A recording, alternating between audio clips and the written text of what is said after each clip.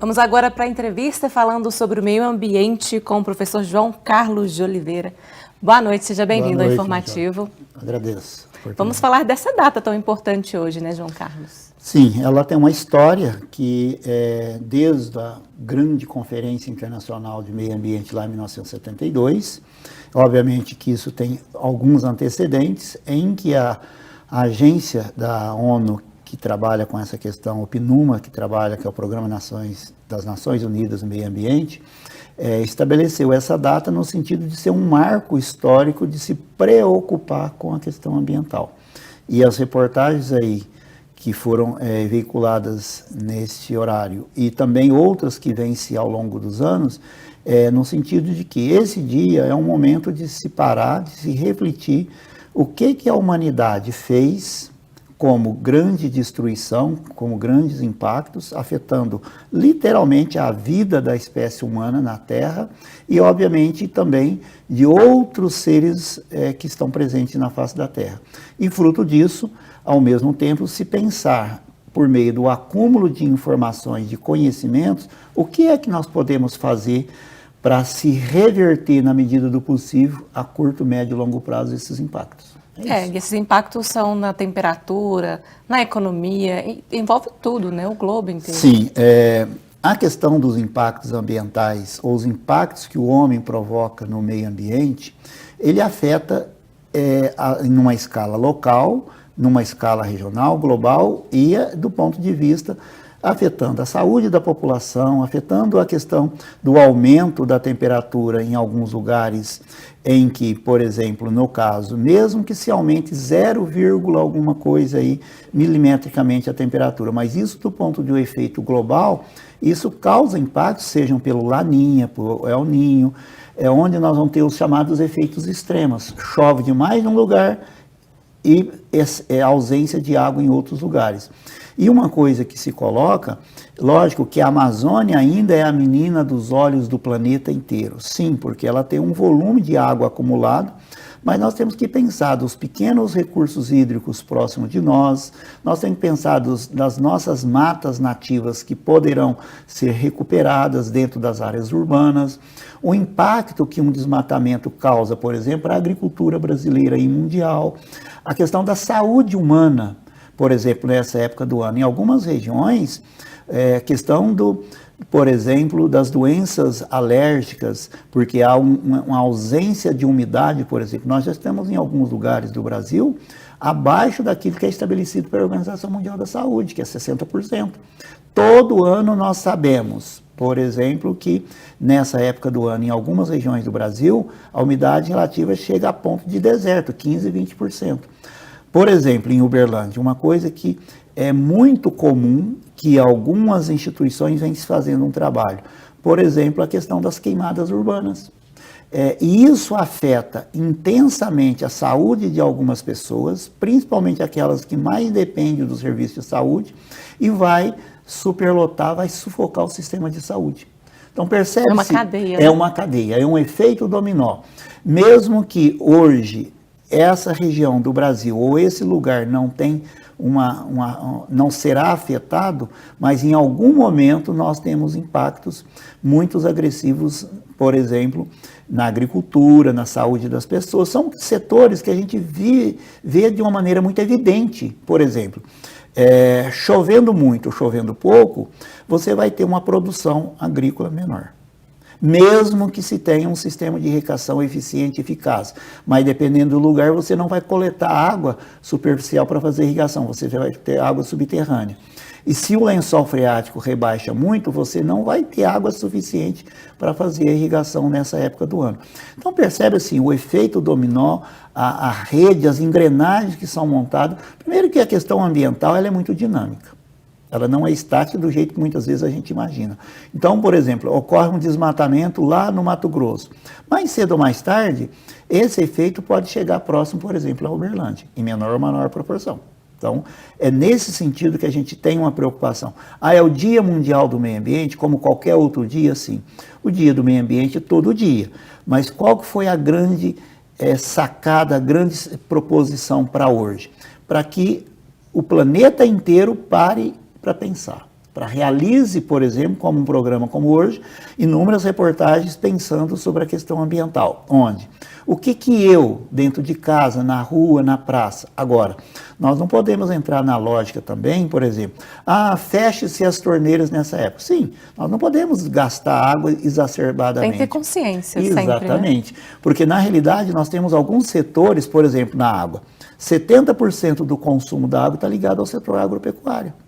Não quero criminalizar esse setor, porque ele é importante para a economia brasileira. Mas como é que se utilizam essa água? Porque às vezes você pede para uma pessoa economizar para quem já não tem água. Como economizar água? Então, por exemplo, nós deveríamos inverter o setor. No período chuvoso, fazer um trabalho para economizar a água da chuva nessa época do ano. Porque você teria condição de reservar água para fazer o uso para determinados tipos de serviços que não precisam de uma água potável, por exemplo. Outra questão da agricultura é o uso de agrotóxicos também, né? Que prejudica muito o ambiente. Do ponto de vista ambiental, já está mais do que provado. O Brasil é um dos poucos países do mundo que tem mais consumo de agrotóxicos. E há uma pressão muito grande a nível de Congresso Nacional para que se libere mais uma lista de produtos. Inclusive, alguns deles, até em alguns países, já estão condenados, estão proibidos. Então, qual que é a proposta? Será que nós precisamos de tanto uso desses produtos que contaminam o ar, o solo, os recursos hídricos, a saúde da população? Será que nós precisamos verdadeiramente? Tem outras alternativas também, mais tecnológicas. Hoje, com a questão dos recursos de tecnologias mais avançadas, por exemplo, o uso de produtos mais controlados, inclusive dos próprios agrotóxicos. Nós temos produtos que você tem possibilidade de utilizar a própria natureza como controle biológico. Então, o que nós temos que fazer? Fazer um investimento em cima do que já existe, daquilo que está despontando como grande potencialidade para as pesquisas dentro das diferentes instituições, sejam elas públicas e privadas, como forma de mostrar, olha, esse tipo de atividade já está sendo ultrapassado, vamos priorizar outra, vamos conversar mais, vamos dialogar mais, porque corremos o risco de repente, alguns produtos brasileiros não ser exportados para o mercado externo, porque eles estão com uma grande concentração, por exemplo, de organoclorado, organosfosforados, chamados pesticidas de uma forma geral. Então, a questão do agrotóxico, ele é muito sério. Existem várias instituições, por exemplo, a Fiocruz, que já mostrou com provas, com dados, com estudos em várias regiões do Brasil, em que pessoas já estão com excesso de alguns produtos químicos no seu organismo. Que provoca câncer e outros tipos de doenças. Sim, lógico que naquele momento talvez não se detecte o câncer, por exemplo. Mas, a longo prazo, começa a se perceber que essa pessoa começa a ter uma baixa imunológica, em que, de repente, ao fazer uma investigação mais profunda, vai perceber que essa pessoa, há alguns anos atrás, fez o uso de uma forma indiscriminada ou foi afetada, por exemplo, pelas pulverizações aéreas.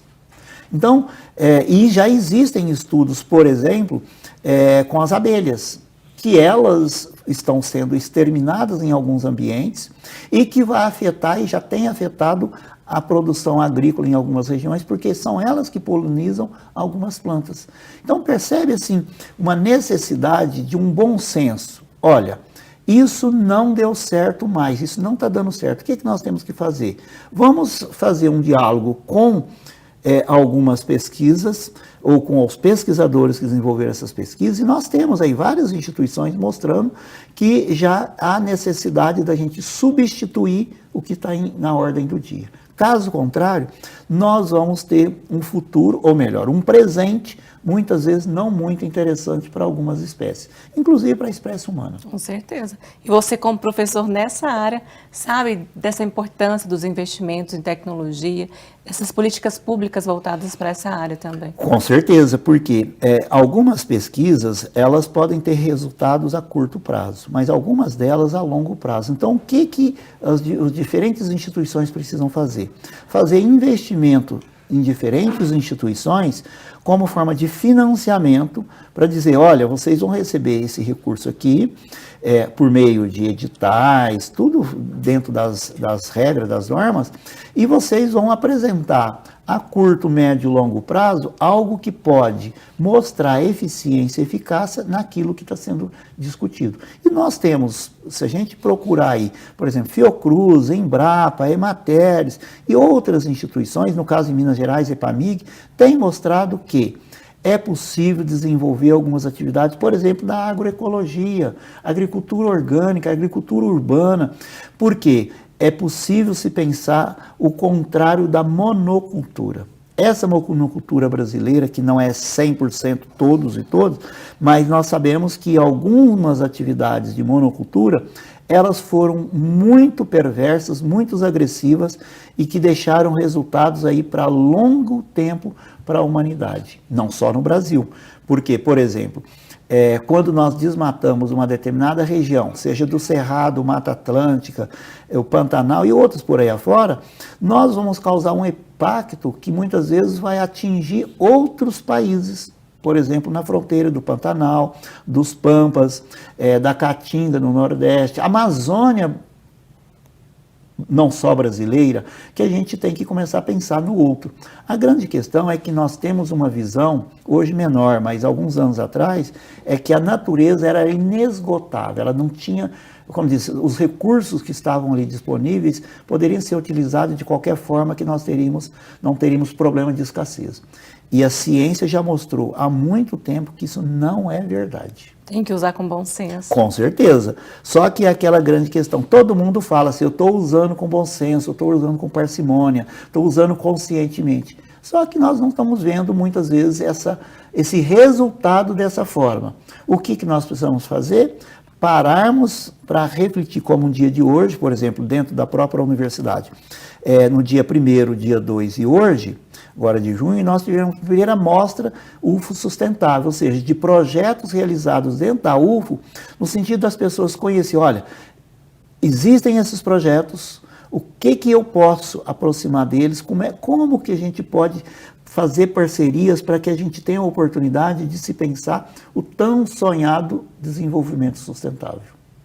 A sustentabilidade é o projeto para o nosso futuro, né? Sim. E tem como colocar em prática. Existem possibilidades, porque hoje nós temos tecnologias mostrando que é possível colocar isso em prática. Como mostrou nas reportagens, por exemplo, a questão do uso de fontes energéticas para mover veículos, a questão de energia eólica, energia solar. O que a gente precisa é fazer um balanço de como que essas técnicas e tecnologias são mais eficientes e eficazes do ponto de vista da coletividade. Não adianta também você ter uma tecnologia em que continua beneficiando poucos novamente. Isso não vai chegar na sustentabilidade, porque a sustentabilidade ela trabalha em cima do tripé da questão ambiental, questão econômica e social. Por exemplo, a gente tem tecnologias aí fantásticas na área da agricultura, mas de repente essa mesma tecnologia utilizada numa determinada propriedade, a gente tem trabalho escravo. Aí não combina. Não combina, isso não dialoga. E aí a gente tem que usar dessas propriedades que trabalham com essa verdadeira sustentabilidade como forma de dar oportunidades para realmente a gente mostrar, olha, como isso é possível. E é possível também com cada um de nós fazendo um trabalho de sustentabilidade dentro de casa, ali, por exemplo, com lixo.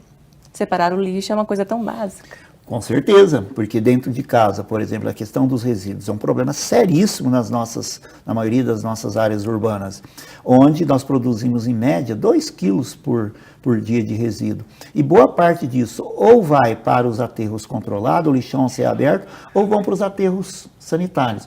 Nós precisávamos pensar, como Uberlândia vem se pensando, mas ainda, na minha avaliação, muito aquém, que é essa coleta seletiva verdadeiramente, onde determinados grupos populacionais ditos vulneráveis ou vulnerabilizados beneficiem com isso, no sentido de quê? De que eles se agrupem em cooperativas, em determinados grupos, para como forma de a gente colaborar com isso. Caso contrário, mais uma vez, nós vamos continuar aí vendo todo ano, voltando nesse ano, no dia 5 de junho, falando a mesma coisa. Falando né? a mesma coisa. Eu penso que a gente tem que começar a virar essa chave. Caso contrário, nós vamos comemorar em alguns momentos algo desagradável. Ou melhor, não vale a pena. E para a gente encerrar, então, deixa sua mensagem, um recado final sobre essa data.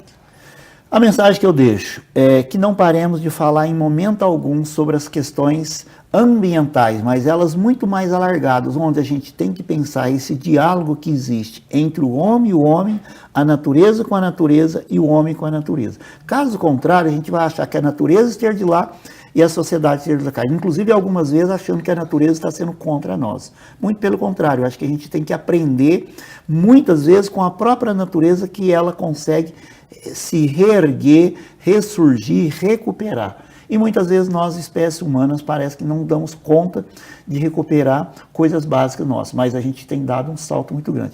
Mas paremos para pensar, para refletir qual é o nosso papel aqui dentro dessa planeta Terra, que é único.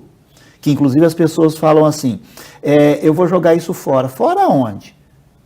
É o planeta Terra, nós vamos estar jogando coisa dentro do nosso próprio planeta, que mais cedo ou mais tarde isso vai voltar contra nós como um bumerangue. Exatamente. Bela mensagem. Muito obrigada pela participação. Nós agradecemos, estamos à disposição, parabéns pelo evento, pelo trabalho jornalístico que vale a pena. A gente que agradece. Boa noite e até a próxima. Boa noite e até a próxima.